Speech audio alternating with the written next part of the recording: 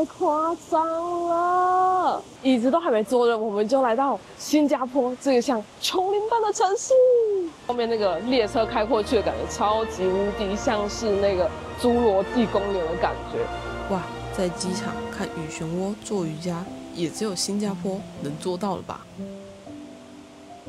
嗨，我是花毛。根据最新的全球生活成本物价调查，新加坡呢被评选为全球物价最高的城市之一。有人说在这里钱包不够厚，连活着都难。这里价格到底有多夸张？我今天就带大家来实测看看。新加坡有钱到你看，盖一整栋都放跑车的地方。超可爱的，超像模型，一台一台放在这里。很多人说新加坡很小，所以这次我们安排了4天3夜的行程。一到机场，哇，超大，连手扶梯都超长。我们现在就要去搭捷运，然后前往市区。我刚才看Google Map 上面是写1个多小时才会到饭店。OK， 你看超大的吧？我到现在已经下飞机大概2个小时，我还没离开机场。这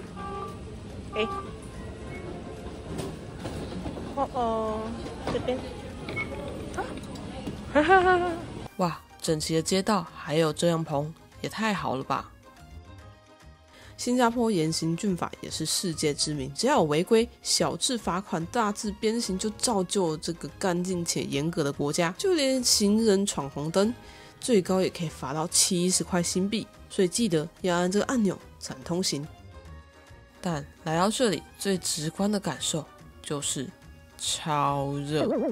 一出地铁就迎来本次旅游最高消费——住宿。到了我们今天要入住的饭店，这间康莱德乌节路。一般旅行我其实不会住到这么贵的饭店，不过在这里少说一晚也要个4、5千块，心一横也不过再贵个1倍而已，不如直接来住个希尔顿的奢华酒店看看。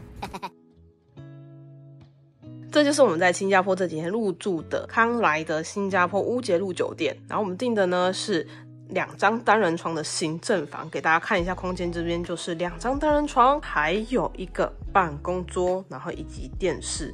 整体空间呢虽然没有很大，但是设计风格呢也是我还蛮喜欢的。这样1个晚上呢要价1万多块。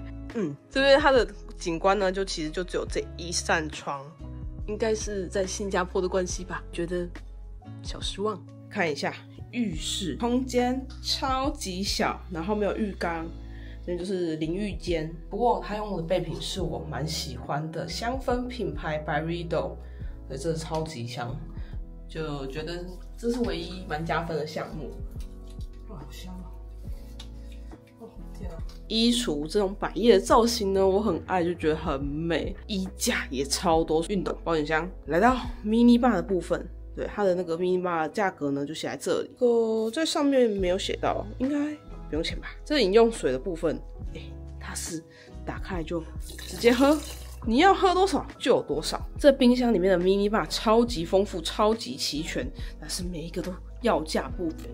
不过呢，我刚才发现这个玻璃盒子里面装着一个巧克力蛋糕，但是他也没有跟我说这个要不要钱，所以我也不知道。OK， 因为我的房间呢是有附酒廊的，所以在6点到8点的时候，你就可以先来这边吃晚餐，然后顺便喝个气泡酒。因为大家都知道，新加坡物价呢是全亚洲最贵的地方，所以我们要来这边先蹭好蹭满，吃好吃饱，再出去逛街，是不是很多 ideas？ 他刚刚有说这个汤啊是楼下米其林餐厅的，叫夏宫，来喝这个。刚才那个服务人员说这个汤超好喝，而且对皮肤很好，来喝喝看。哦，小好听没啦！据说这一碗汤在楼下米其林餐厅要价1000块台币，也不禁让我好奇，在这里米其林餐厅到底有多贵？因为要撑到一顿，我就很开心。1分钟了。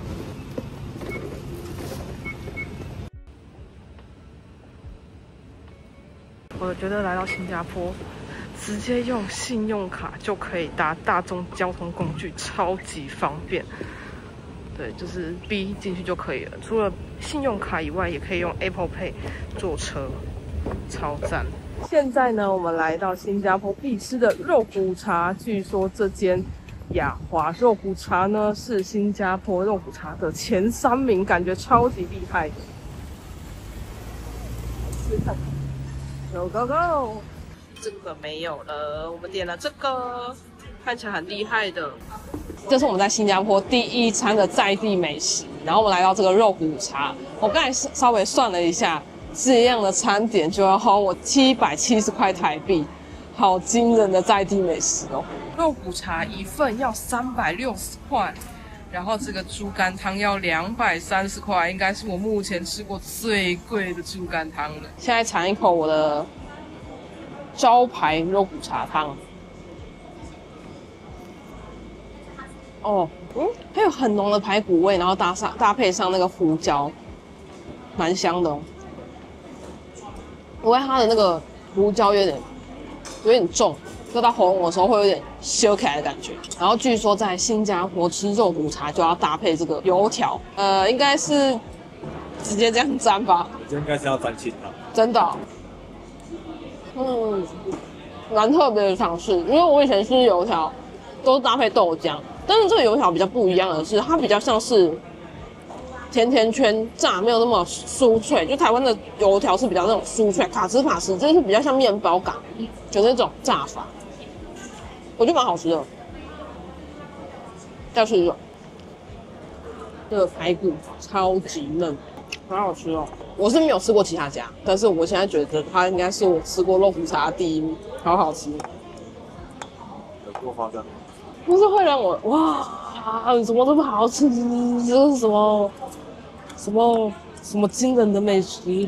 刚才发现它的猪肝汤好像是用穿烫的方式，就像台湾的那种牛肉汤，台南那种牛肉汤就是穿烫的，就是给它淋热汤的感觉。它吃起来感觉就是比较嫩，然后就比较不会是那种粉感太重，蛮好吃的，好特别哦。最后发现错了，他这样吃1餐呢，还要加上税，所以这样1餐将近要900块台币。我刚才走了一段路，对于我刚刚吃了1餐要900块啊，这么贵！害我原本想说我要去到下个地方的时候，想说要坐个计程车，算了，我还是走路好。刚好来到这里。这边应该就是他们的新加坡的主屋，就是像我们台湾的公宅、社宅，但是你看他们这样晒衣服，也太可爱了吧！给大家看一下，一大片的社宅。然后呢，据说他们每一个像是这种社宅附近啊，就会有一个再从那个熟食中心走过来，然后他们那边也是有蛮多4块5块的小吃，应该像是什么裹面那种炒面啊什么的，就是一个主食。莫名其妙走到人家的社区里面了，哇，这边也好壮观哦，好多房子的感觉，然后比较没有盖得很高，但是就是密密麻麻的一整区的社宅，然后他们就是这样子晒衣服，他们就是有一个这应该是自己装的吧？因为我看有些没有，有些有。大部分的哦，应该就是这样晒衣服。哦，因为可能是里面空间也没有很大，所以他们就只能在外面晒衣服。酷。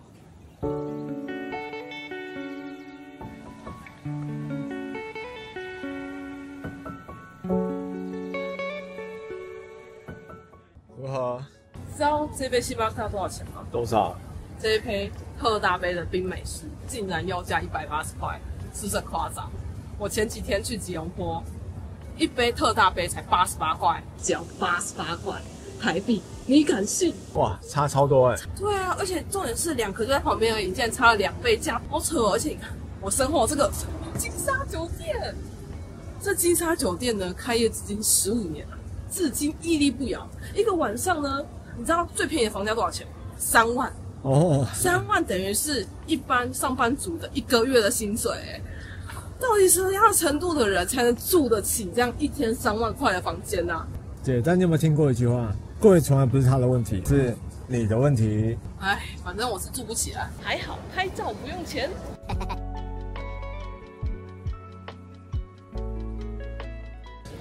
耶，鱼尾尾狮，觉得在新加坡都会有一个很特别的感觉，就是好像这边的很多人物都很像 NPC， 所以我们既然当个 NPC 呢，就是要来解任务。对，下一个任务呢，就是要来这个鱼尾狮打卡，拿宝物。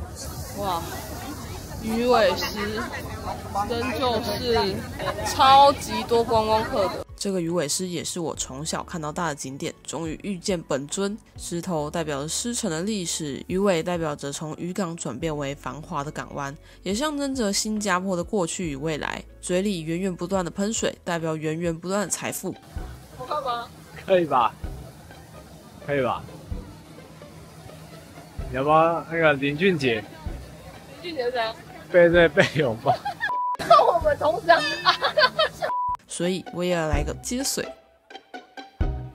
当然还要把财富带回去。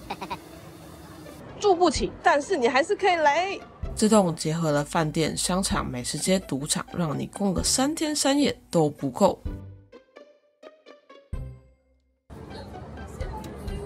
买到了第一袋，超级划算。谁说在新加坡买不到超值的东西？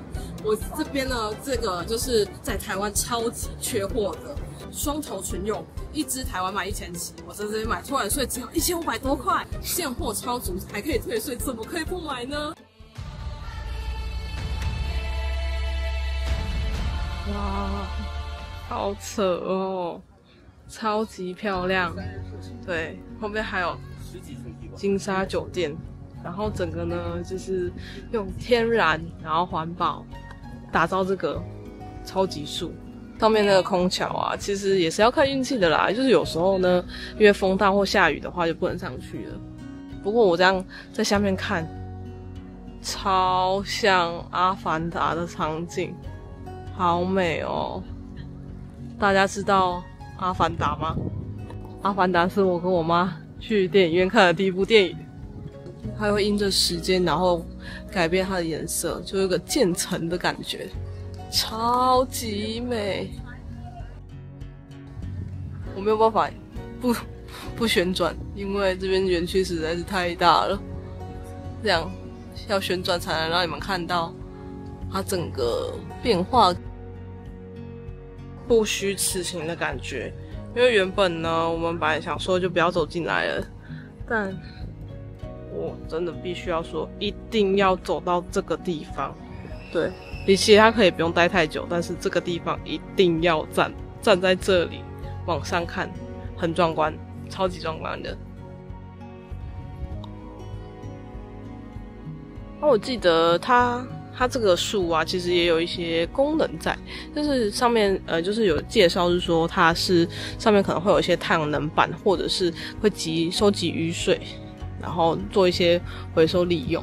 我就觉得新加坡政府实在太厉害了，可以打造出这样的一个环境。好像这个已经有10几年，但是还是一样震撼。而且我觉得很棒的是，这个超级树开超晚。我看有些这些树是凌晨2点，就假如说你半夜睡不着的话，你也可以来这边散步，很舒服，走起来很舒服。白天的话应该会觉得蛮热的。最特别的是这个园区超级大以外，还有非常多的餐厅，像是麦当劳、星巴克，还有不说我还以为我在美国呢。现在是晚上的9点半了，看这边还是超级多人。这边呢就是全部都是由新加坡政府管理的一个公园，然后有这个超级像阿凡达的生命树，超美。然后刚刚在一个树下面的时候，看到前面看也是会有人躺在那个下面，是不是就是在吸取就生命树的精髓或者是养分呢？就觉得蛮特别的。然后这边有非常多的区域，刚才那边是银花园，这边是金花园，然后还有另外一个地方是有空中步道的。这边的在地人啊，或者是观光客，都也非常喜欢这边散步啊、走走啊，或者是在这边玩拍照之类的。然后而且这边设计得非常好，非常舒服。然后在里面呢也有几间餐厅，可以吃饭，对。然后这边捷运也可以直接到这边，就觉得好方便哦。而且重点中的重点就是这里免费。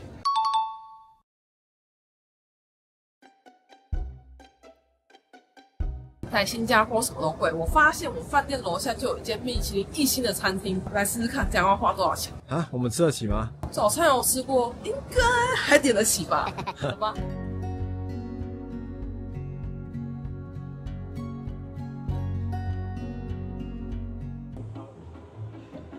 这边的5间优惠套餐，一个人要118块新币。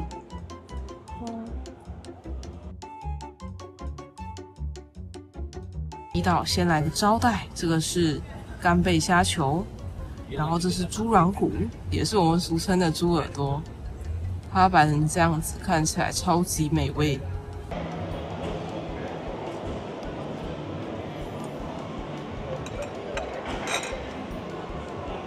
我第一道吃的这个猪耳朵，就跟我平常吃的猪耳朵完全不同。还有包经过。对啊。而且重点是因为平常吃到猪耳朵，它的骨都比较硬，会这样卡哧卡哧的。可它其实吃下去的时候是很嫩的，就是你吃得到它的那个整个胶原蛋白的 Q 弹感。这好像不是金箔吧？你有吗？有啊，我吃掉了。有啊，我吃掉了。A few moments later， 这个应该是细致。他刚才说我吃到的确实是细致，确实是细致。那我这样过海关会不会哔哔哔啊？虾子。这就是我们那个龙虾鲜虾饺，这样子。来看一下小抄哈，这样一笼呢365块台币。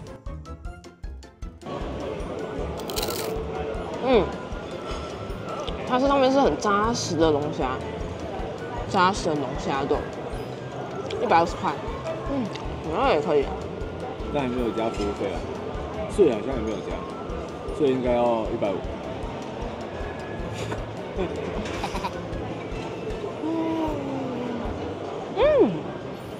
它里面也是龙虾，可以啦，值得。海鲜酸辣汤这一碗台币682块，这样子是满满的料啦，而且看起来就是有虾子什么的。我知道了，其实我刚才喝出来的这个酸辣汤，我刚才大概沉淀了大概5分钟。我发现它的这个海鲜酸辣汤是用番茄熬制的，就是我后劲有一个番茄的味道，有一个茄红素的味道。对，就是我觉得哇哦，我从来没有想过，就是酸辣汤可以跟番茄作为搭配，好喝。各位观众，你有吃过一盘1170块的炒饭吗？哇，真的是我拿手都在抖啊！究竟这个1000多块的炒饭好吃吗？吃给你看。其实里面蛮多那个，就是干贝、蟹肉跟干贝。哇，满满的蟹肉，蟹肉，还有一些蟹肉丝。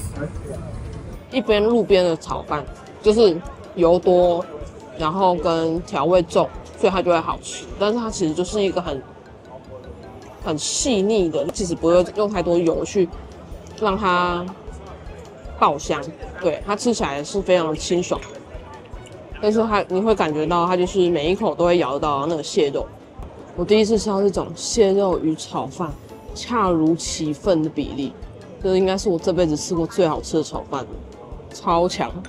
这间店一个很大特色应该就是它的烤鸭，然后我本来想说，我们不用点那么多，就点小份的，就是可能有一个双拼的概念，几片鸭肉啊，几片烧鸡之类的，结果没想到原来是长这样子。然后这样一份呢是台币1460块。我们在菜单上面可能看到玉鸳鸯，就想说应该是烧鸡跟烧鸭的双拼，结果一送上来，原来是长这个样子。但是它也是有鸡跟烤鸭这样，然后它是切成丝状，然后搭配上这个，看好发现这好像是酸鸭，现在吃吃看。这是酸鸭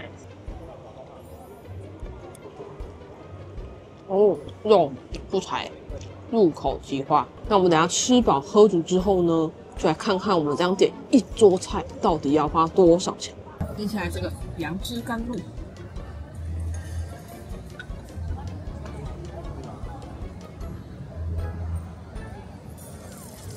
特别招待。OK， 我们吃完了这间米其林1星的餐厅，然后呢，我们因为茶资的部分就是算2位，然后点了4道菜，加上这边的服务费跟税，总共是220块新币，将近5400块的一道午餐，好夸张哦！很多人说啊，米其林星级餐厅是很多人吃不懂，但是我觉得这间真的蛮好吃的，像是我们点的那个炒饭。哎，很好吃，而且分量超足够。你看，我还外带了，我们已经吃到口袋破洞了。我们再看看会不会继续越破越大。在台湾饮茶的茶资80、100，在这边一个人竟然要快500块，原来这就是随便吃就是口袋破洞的感觉吗？